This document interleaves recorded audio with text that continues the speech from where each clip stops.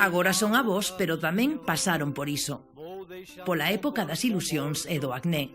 Quen tivera 20 anos. Estudiaron sobre todo en Compostela e convertiron as aulas en altofalantes da protesta. Homes de ferro e de fume. O Paraninfo era o seu lugar de encontro. Déronse en chamar Voces Ceibes e cantar en galego foi para eles algo moi serio.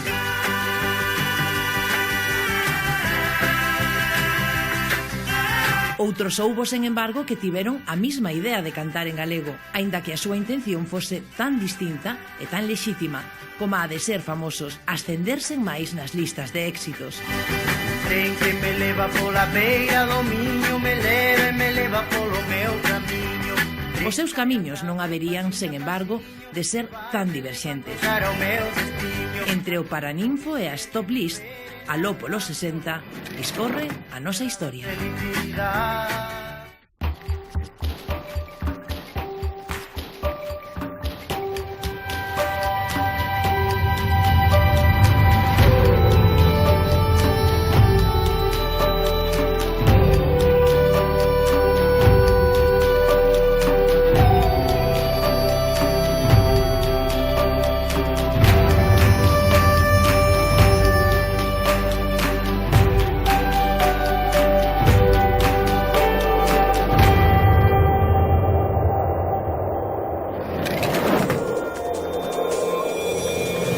A rapeira galega Aid acaba de estrear novo traballo. O seu videoclip colgado na rede tivo máis de 20.000 visitas. O rap da galega segue batendo marcas, supera as 100.000 descargas. Máis de medio millón de visitas en YouTube, sendo a canción en galego que máis crece en número de visitas. Aínda que nestes momentos Aid é a raíña galega do YouTube, por suposto non foi a primeira en ter a idea de cantar en galego en plan serio. Son moitos os artistas que pensan que o rap é a música de cantautor do século XXI, por suposto salvando todas as distancias, desde o 68, cando non existía nin YouTube, nin redes sociais, nin sequera a Televisión de Galicia, ata os nosos días.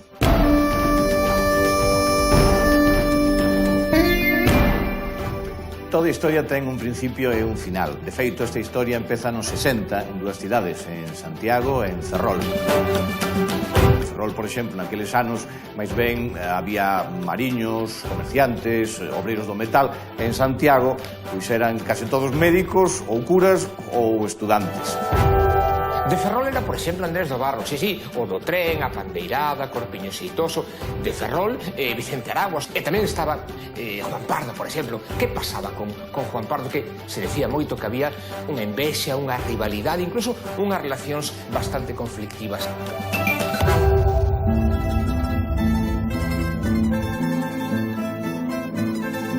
Había varios que eran fillos de militares de mariños e de militares de alta graduación de Ferrol. E deuselles por cantar en galego, a uns máis que a outros, non? Os ferrolanos que viñan a Santiago eran de xente semipudiente ou pudiente, clases medias ou medias altas incluso, que eran ou ben xente de negocios de Ferrol importantes ou xente da milicias. E formaban un corro, un grupo. Relacionábanse moito entre eles. E costaballe moito falar cos demais, como se eles mesmos sentíranse un pouco raros. Había unha diferencia entre a xente de Ferrol e o resto da xente, que nos entendíamos o que cantaban os Beatles. Os fillos de mariños tiñamos moito máis fácil ir a Inglaterra, porque marinos ingleses mandaban os fillos a Ferrol e marinos de Ferrol mandaban os fillos a Inglaterra a aprender inglés. Cando se inicia o movimento da nova canción galega, hai uns cantos ferroláns que, cando escoitan a Bob Dylan, saben o que están escoitando. Eran xente cantarina, eran xente que, a pesar de que viñan como viñan co galego tamén, debaixo do brazo. Bueno, moi boa xente, que vou dicir do Ferrol? Se facemos unha análise de quen é quen e quen se move por trás do escenario do que vai ser a nova canción, se vexa que hai unhas determinadas tendencias. Na miña maneira de ver, moi marcadas, tanto no caso de Araguas como no caso do Barro. recoñézome nesa idea dos ferroláns e no meu caso dos de Neda. Eu, evidentemente, eu si recordo as miñas amizades, sobre todo en Santiago, eran relativas ao mundo ferrolán. Movíamos moito entre nós e con nós. Ferroláns, coruñeses, vigueses, estudiantes de aquí e dalá coincidirían nas facultades composteláns. Daquela, Santiago tiña a única universidade de Galicia e digamos que era unha cidade diferente a hoxe en día.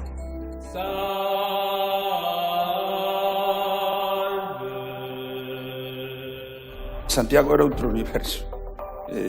Ir de Vigo a Santiago e viceversa nos anos 60, nos anos 50 tamén, era como ir a países distintos, diferentes. Uno oía en Santiago cando empezaba a sair de casa a tomar viños, era música. Nas tabernas cantábase e tiñase a gala cantar. Era unha mistura entre a Casa de la Trolla e a Casa da Collona, absolutamente certo. Era unha cidade super rural, os xoves era día de feira e pasabas pola Praza do Obradoiro e cruzabaste coas vacas deixando correspondente munición en forma de bosta por ali. En Santiago non se podía estar durante 15 días seguidos, asfixiaba, senón había que vir a Vigo a forza para ver os barcos e ver a xente normal, escoitar o son das sereas, das sirenas das fábricas na madrugada, que hoxe non pitan. Aquela era impresionante.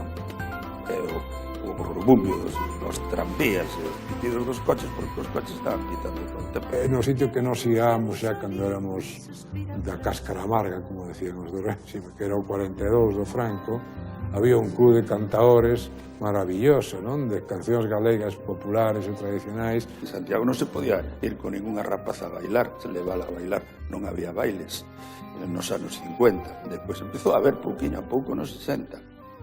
En Vigo había bailes multitudinarios, había boates, había de todo. Pois Santiago era a terra máis ou menos de Lister, non? Entón había xente, moita xente, algunha xente que estuvo no frente con Enrique Lister. Entón, pois, viñan cantando aquelas cancións do Paso de Levo, do Quinto Regimiento. Os de Santiago criámonos nese ambiente tamén, non? Porque eu, logo, cando fui coñecendo Galicia máis, dime de conta que isto non era igual en todas partes. Santiago era un lugar asfixiante.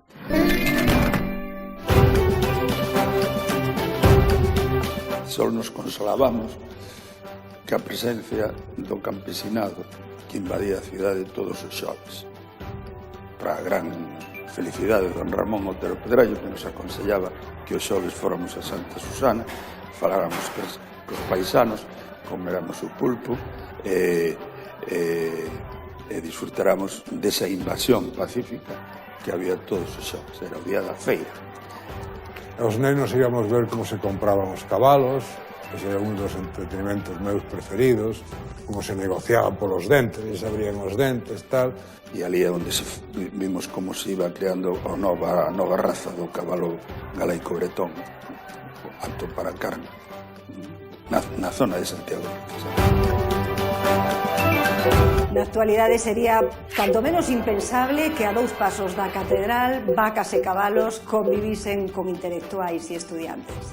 Eu ia ali todas as quintas feiras, ia á feira a tomar o polvo ali iban os estudantes, ian ali, estaban ainda os vellos cos seus cartastes, explicando os crimes, esas historias. Chamaste Pepiño, eres de Lalín, e vai correndo que vas perder, e deixate de caralladas que vas perder o coche.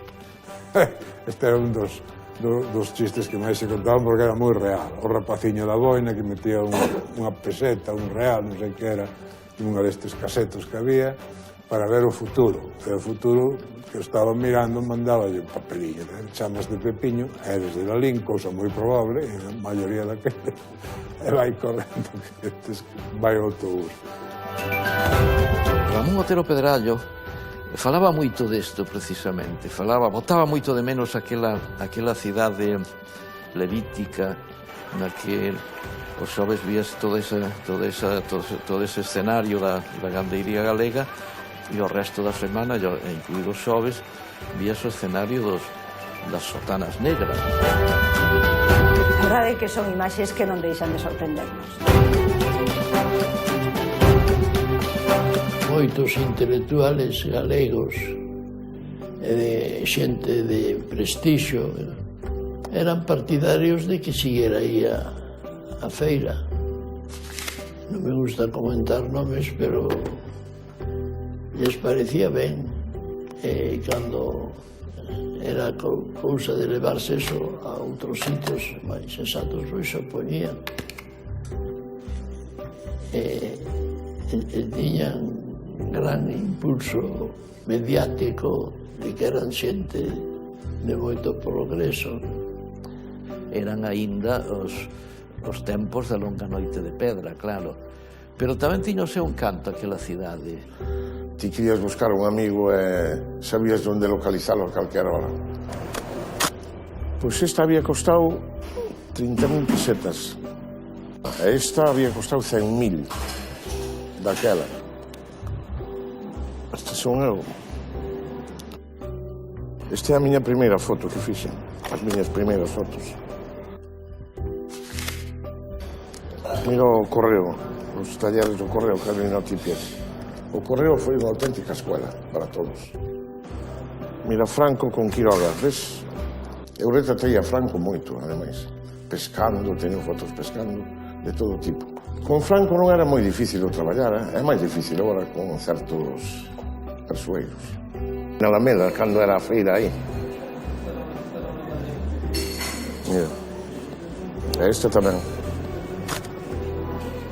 Este é o retrato oficial que lle había feito a Quiroga Palacios. Ese era un gran personaje, era o que influía en Franco.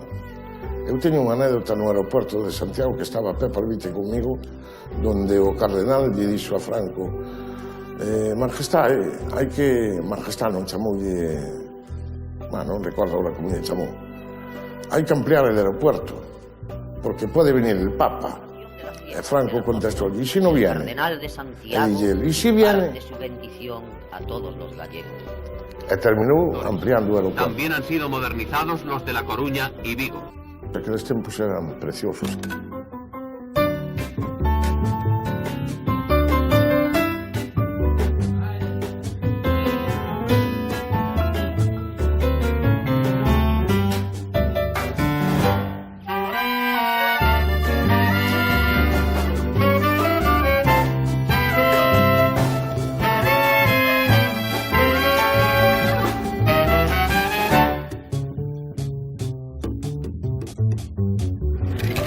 Santiago era típico que os estudantes fosen ao circo, sobre todo na última función, a montar follón. E puñanse a berrar desde unha banda do circo un grupo de estudantes plátanos, e na outra banda nécoras, en fin, armaban ali un follón que o circo interrompíase, e houve unha vez que foi a policía ali, e a policía cargou contra a xente, houve escapadas, pero non tiña ningunha trascendencia política. Aquelas noites festivas e desbocadas viñan a reafirmar o tópico dunha cidade habitada case exclusivamente por tunos e personaxes extraídos da popular novela A Casa da Troia. Éramos xente moi especial. Polo tanto, tiñamos unha posición moi crítica con eso do casatrollismo. É dicir, o casatrollismo para nosotros era a visión máis superflua, máis superficial, descomprometida, evasiva, alienada. Yo iba mucho con la tuna, no era universitario, pero era muy amigo. A mí me gustaba toda la juerga, me gustaba. Y los tunos iban de juerga, pues yo iba con ellos.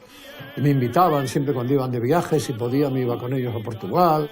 Eu creo lembrar que chegamos casi a desprezar totalmente eso, é dicir, que nin liamos la Casa de la Troya, nin viamos a película as distintas versións que se fixeron.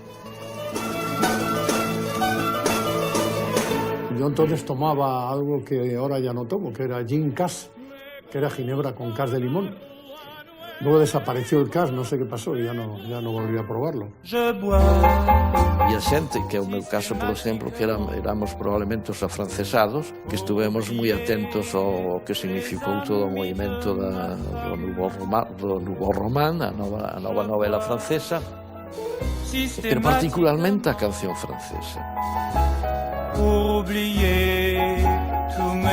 A verdade que teño grandes nostalxias daquela cidade, daquela mezcla de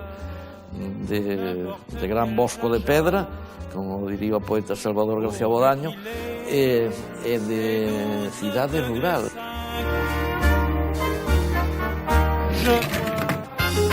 Y ahí empezábamos, Diego Bernal, yo, gente de la Tuna. Luego íbamos a tomar unas tapas al 42, a tomar un pulpito, a tomar unas tapas, tal. Yo me acostaba tardísimo, yo a veces iba a trabajar a la hora en que empezaba, que eran las 6 de la mañana. Y a veces me acostaba a las 5 y siempre llegaba tarde.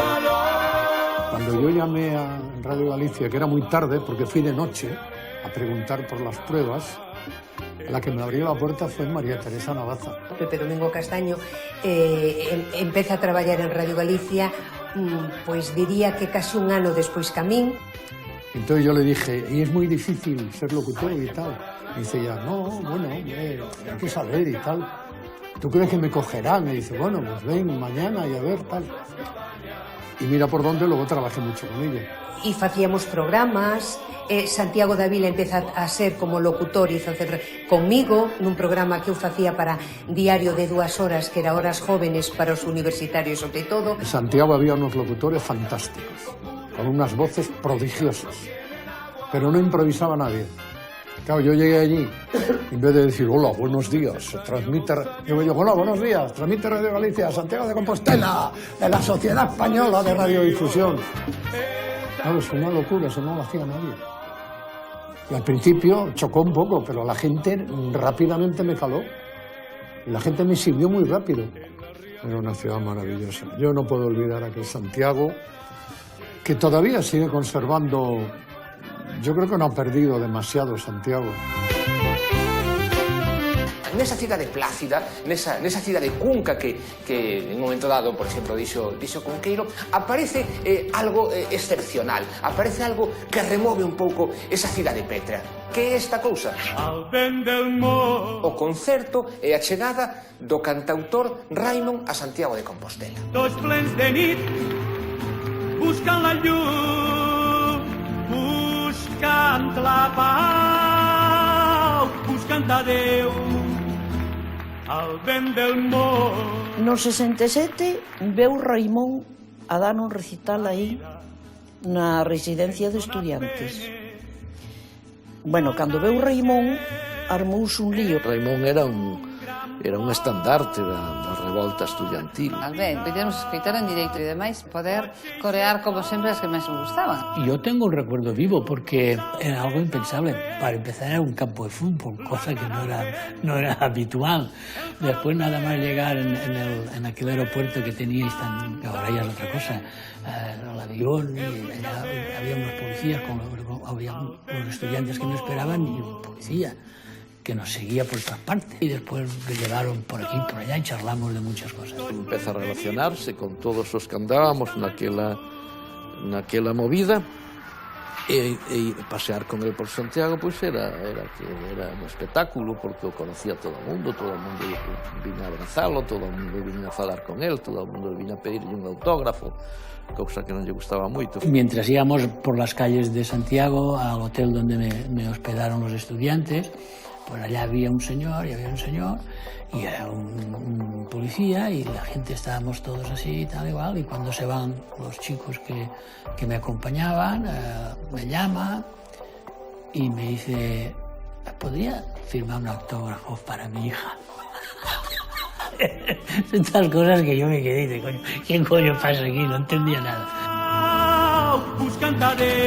Mentres os composteláns andaban un tanto despistados, eran moitos os universitarios que sí coñecían o significado de Raimón. A cidade e a Universidade de Santiago eran mundos ben diferentes. Con Raimon había que andar con cuidado, porque Raimon era un home conocido internacionalmente, é dicir, ti prohibes yo un recital sin grandes razóns a Raimon, e ao día seguinte estaba a mellor na primeira plana de Le Monde, do Frankfurter Allgemeine Post, Allgemeine Zeitung, e na primeira página do New York Times. Entón había que andar con cuidado. No 66 canto en el Olimpia con una gran repercusión porque había cantado, o cantaba después, me parece que cantaba después Bob Dylan, estaba Baez por allá, se me englobó en este mundo de la Protest Song y todo eso, pues con la prensa francesa, los medios de difusión, televisión y tal, hablaron mucho de mí. Armouse un lío, quen presentaba? Si presentaban a parte que era do PC, e despois había tamén nacionalistas. Raimón viu aquel follón. Raimón era un home moi espabilado, que ainda hoxe que está moi ben. Viu aquel lío e dixo yo conde: mira, a min que me presente Manuel María, porque tiña un poema dedicado a Raimón. A visita de Raimón a Compostela non pasou desapercibida. De feito, houbo grupos de estudantes contestatarios que intentaron sacar partido dela. Lembro algo que foi un tanto desagradável, que foi a discusión que tivéramos con Raimón o día anterior, a tarde anterior ao concerto. Nós tivéramos a idea de facermos unhas bandeiriñas galegas con un pauciño, un papel, pintándolle a banda de azul, en fin, unha cousa totalmente artesanal que estivéramos preparando o día anterior. Pensábamos levar cada un bon feixe delas e despois ali, ao final do concerto, repartírmolas entre a xente que estivese ao noso redor para sair dali en manifestación. A veces dices que sí porque piensas que vale la pena que, aunque ellos piensen que te han instrumentalizado, vale la pena que se hagan las cosas, y otras veces dices, este tío lo que quiere es quemarme, este tío lo que quiere es que allá venga la policía enseguida, que yo salga con un puño en alto, que no sé qué alto y tal, y allá, bum, que se haga el follón y que salga un diario. Santiago tiña fama dunha universidade parada, e a argumentación de Raimón era: si a min me pasa algo en Valencia ou en Barcelona, a xente vai me responder, vai sair por aí por mí. Pero se me pasa aquí en Santiago, eu non teño esa confianza. Entón eu non me podo expor a que me montedes un número así. Aparte de cantar el Diguem No, muchas veces he dicho que no a muchas cosas que han insistido a menudo. Yo dic no, diguem no,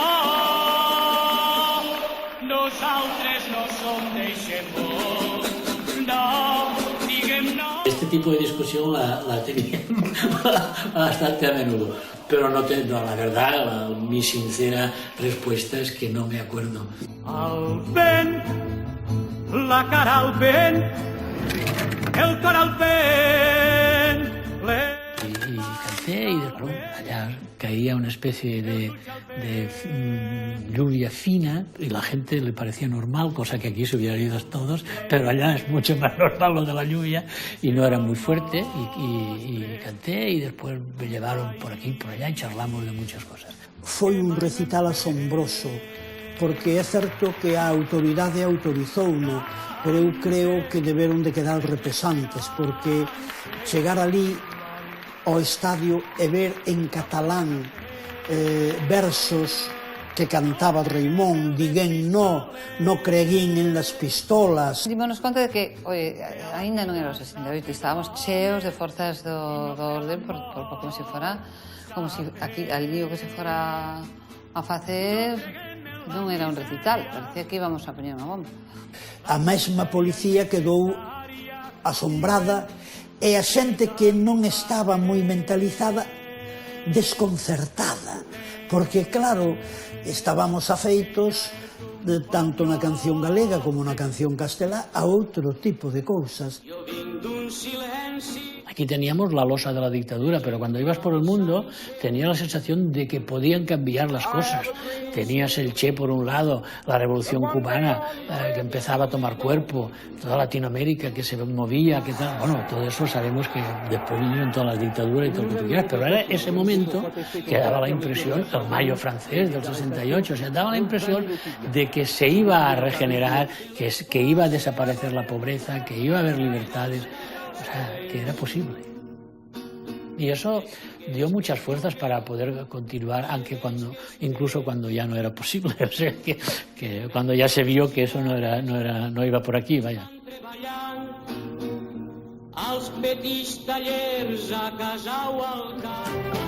Do paso de Raimón por Compostela queda a lembranza duns centos de persoas que hoxe son avós. Quedan un par de fotos de escenario e unha foto con Perfecto Conde, Carlos Casares, Marisa Melón, Arturo Reguera, Juanjo Reboiras, Chico Ordax.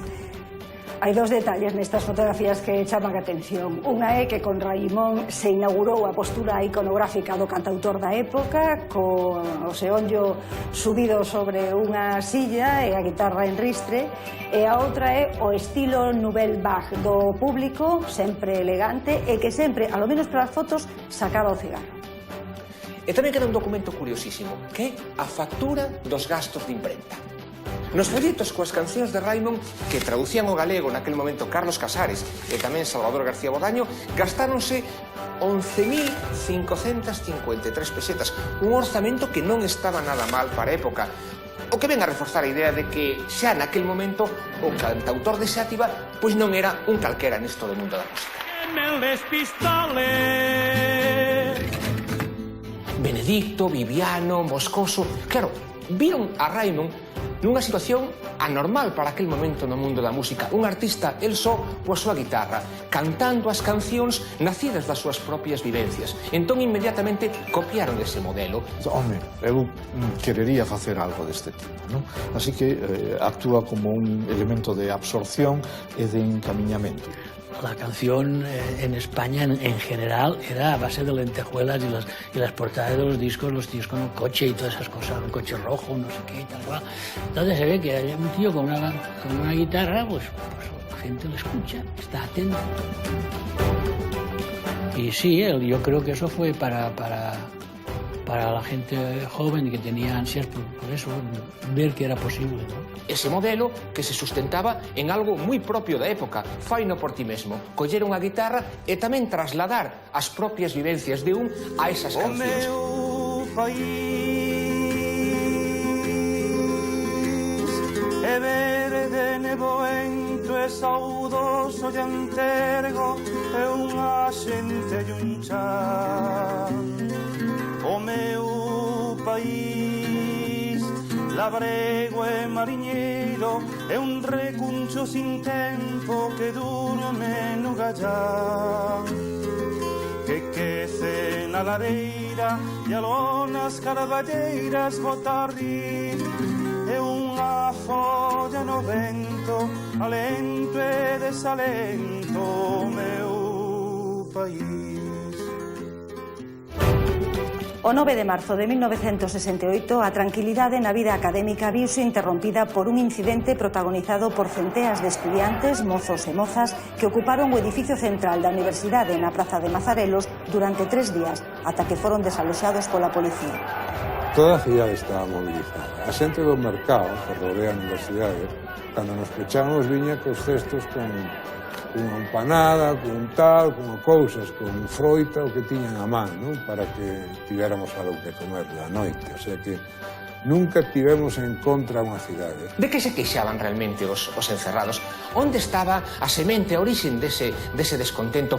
Un reitor quixo poñer couto a representación directa e tivo unhas cantas actuacións de tipo individual contra as liberdades e iso foi o gran motivo de poñer unha universidade a partir de marzo en folga con un peche que durou 3 días. O detonante que o decano de Ciencias, o señor Ocón, négase a pagar o diñeiro dos sindicatos dos estudiantes. E a partir de aí empeza a propagarse o enfado, a loita hasta chegar desde as manifestacións, as folgas, porque era acción, represión, entonces claro, isto iba engordando a bola de nieve. Xerou a caída de un reitor, a caída de un gobernador civil e por extensión a caída ou digamos a fuxida de un ministro de Educación.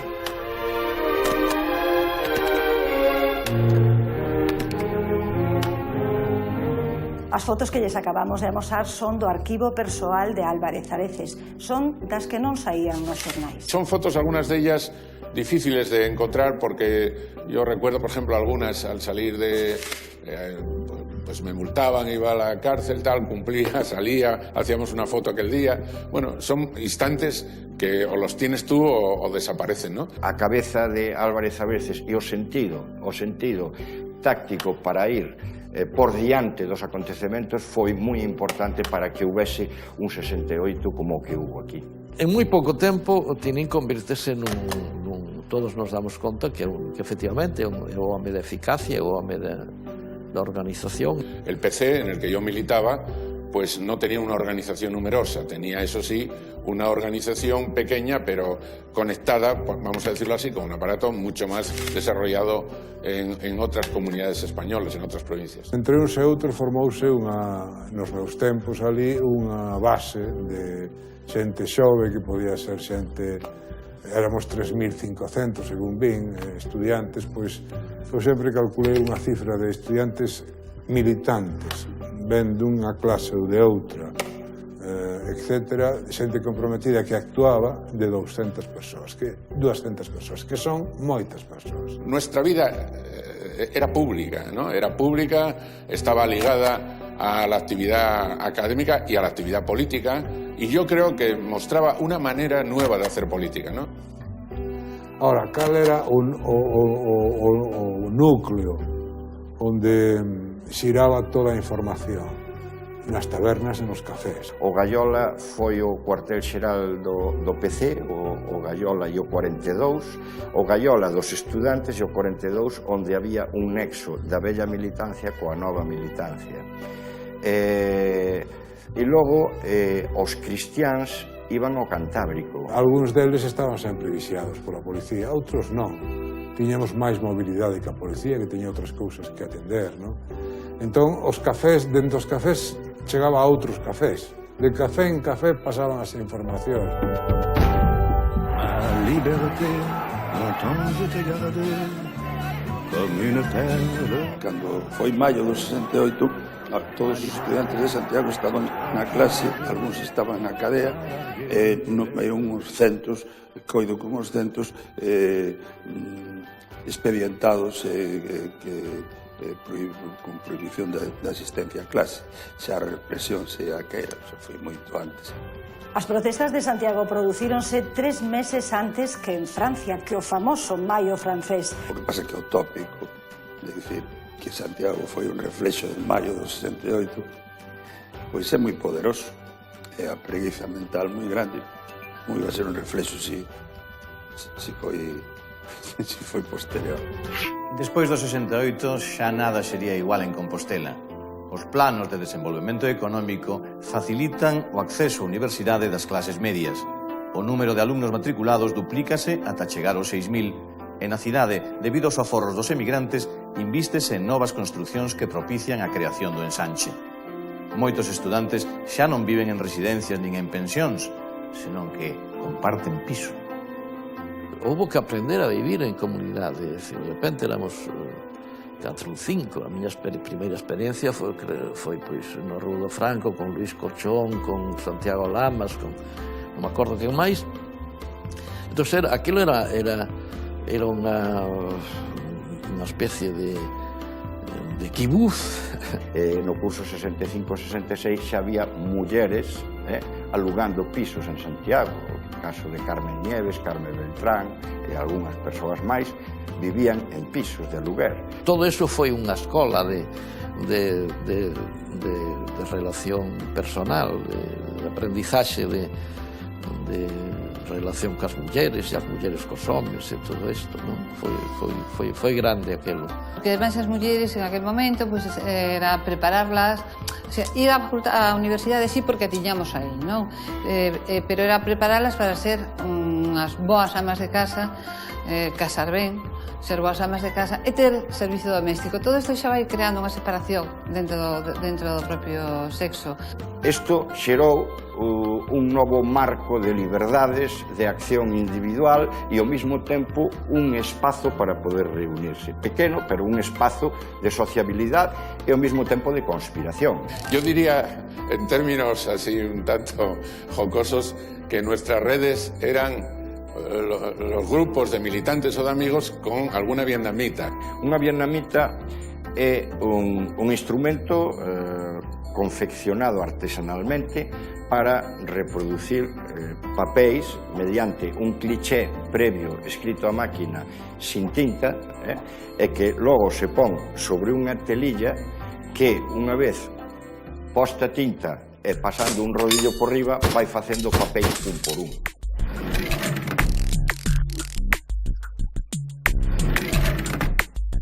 Agora vamos explicar aquí un pouco como funcionaban as famosas vietnamitas das que fala todo o mundo e moi pouca xente viu. Vai nos axudar o meu amigo de hai xa tanto tempo de camarada, Xico de Cari. Pois este é un modelo bastante elaborado, porque normalmente os modelos eran máis simples, non tiñan aquí esta especie de caixón, sino que era aquí plano. Pero, en fin, este modelo de caixón habería que meter un taco de folios aquí que ocupasen todos para que o primeiro folio quedase en contacto coa seta. Cando eran marcos simples, pois xa, como isto tropezaba coa outra madeira, xa non había ese problema. Teríamos un cliché no que deseñaríamos con un puntón, que ás veces en Francia chamábamos estansil, porque ali chamábamos estansil, en Francia e en Suiza, pegábase aí, e por esta parte deitábase a tinta, con cuidado, non moita, e despois estendíase con un rolo, como este. E agora poderíamos facer unha demostración, non? Se queredes. Claro. Que che parece? Hombre, a iso estamos. E se facemos a pomba de Picasso, a pomba da paz. Vamos. Ben, vamos a ver que se saca, sí. Hombre, unha capturiña.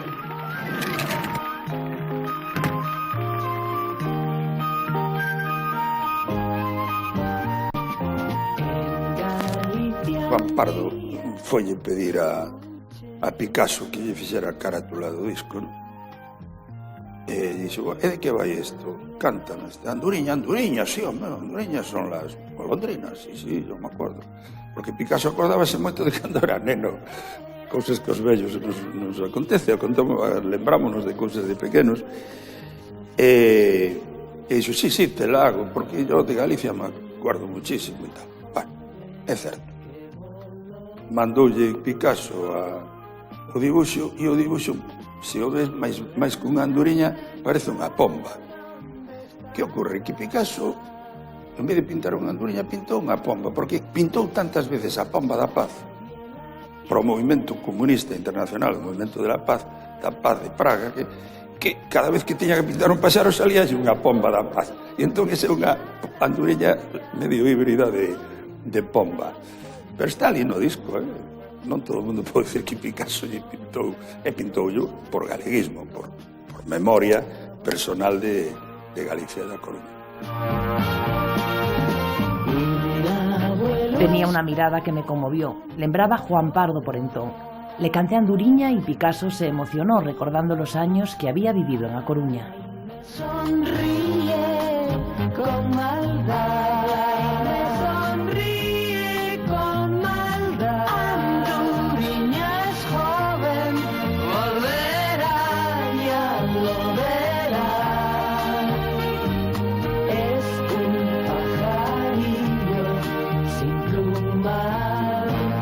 Hai Aínda que cantada en castelán, polo título e pola temática, Anduriña é un bo exemplo de como a canción galega se achegaba cada vez máis ás top list. A primeira versión de Anduriña foi gravada no ano 1968 con Juan y Junior, pero tamén hai que recordar que naquel momento estaba triunfando nas listas de éxito, por exemplo, María Hostiz, con ese famosísimo Na beira, na beira, na beira a tomar, que lo de ollos verdes son traidores. Estaba tamén, por exemplo, outra ilustre veterana, Cristina, co seu grupo Los Stop, unha canción que tamén falaba de Vila García. Incluso había moitos temas de certa resonancia galega con ese grupo instrumental que eran Los Relámpagos. Situados neste punto, pois tampouco importaba demasiado o feito de que Juan y Junior con esa Anduriña pois fora cantada en castelán.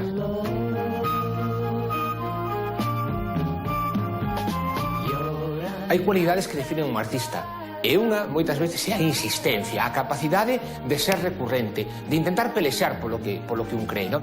Juan, nacido en Mallorca, pero con mucho espíritu gallego, se considera gallego, representa muy bien en su música dos cosas, la melancolía gallega y la alegría gallega. Cando estaban Los Brincos con Fernando Arbex, él se intentara gravar esa famosa Anduriña, pero a canción a Fernando Arbex parecía así como demasiado triste, demasiado melancólica para o sonido que él quería así implementar nos Brincos. Despois, coa charanga, na época en que Juan y Junior formaban dúo e que prácticamente quen compoñía era Juan Pardo, pois tentou que Junior gravar esta charanga e quedou absolutamente arrinconada. Esas canciones tipo Anduriña y la charanga son totalmente depresivas.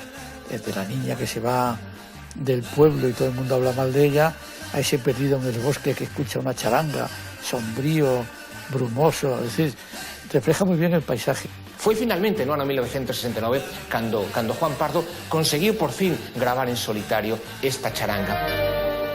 Xente que canta bailando e bebendo ribeiro,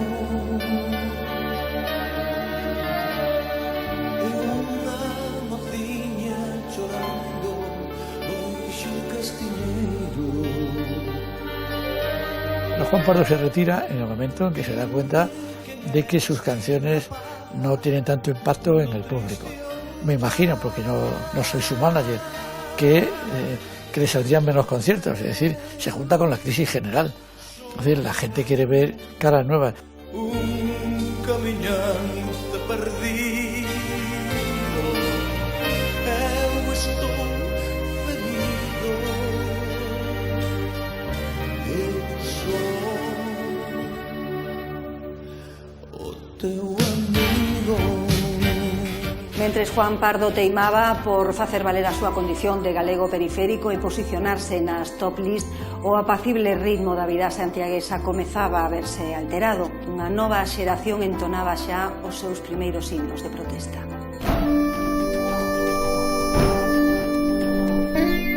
Toda historia, máis especialmente se falamos dunha historia xuvenil, precisa dunha banda sonora. A historia deses rapaces que estaban en folga no 68 tamén a ti.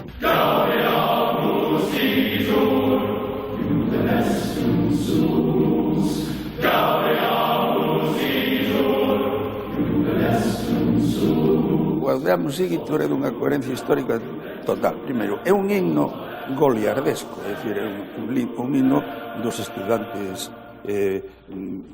golfos da Edade Media, supostamente, esa tradición anónima. Pero ese himno foi incorporado á Universidade de Santiago por Lois Tobío, despois exiliado, cando, en 1923, por Filgueira Valverde, polos xoves do Seminario de Estudos Galegos, que se fixo himno da Universidade de Santiago antes de ser o himno universitario oficial da época franquista. As veces o cantaba porque tiña unha parrafada que decía viva profesores, viva a academia, viva a República, e a xente decía viva la República. E era un pouco a afirmación da autonomía estudantil. Autonomía universitaria, frente aos grises, frente ao poder, non? De maneira que ten unhas raíces moi fondas na tradición estudantil de Santiago. Isto non o sabían os estudantes de 1968, pensaban que simplemente era o himno universitario. Yo creo que inicialmente el Gaudeamus Igitur fue lo que configuraba, cuando estaban juntas cientos o miles de personas, el sentimiento de pertenencia a algo. Y luego fue sustituido progresivamente por el Venceremos Nos. Cantaban Venceremos Nos, que es el Luisol Aurcán, que fixera a famosa Joan Baez, que teve da tradición obreira negra norteamericana, según teño entendido. Desde logo unha letra de combate traducida ao galego por Xosé Luis Franco Grande e editada en Edixa, un selo catalán que foi o que comenzou con canción moderna en galego. E finalmente cantaba o himno galego, e con frecuencia despois queimábanse exemplares del Correo Gallego porque informaban mal.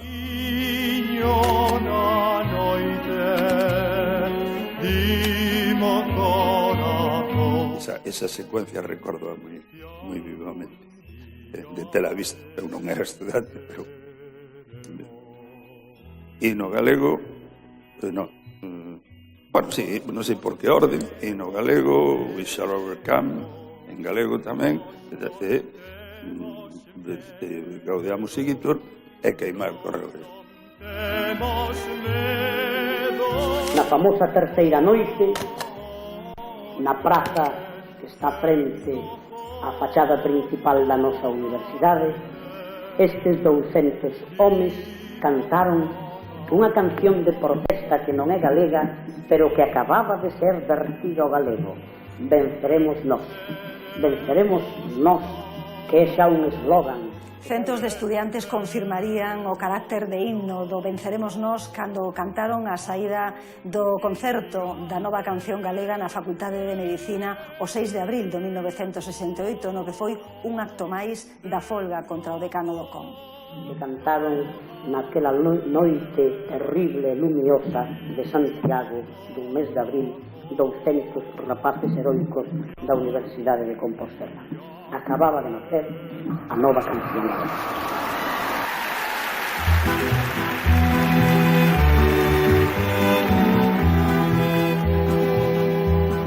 Óllame, irmão honrado, que acontece con Daniel. Os que o tiñan desterrado agora falan ben del.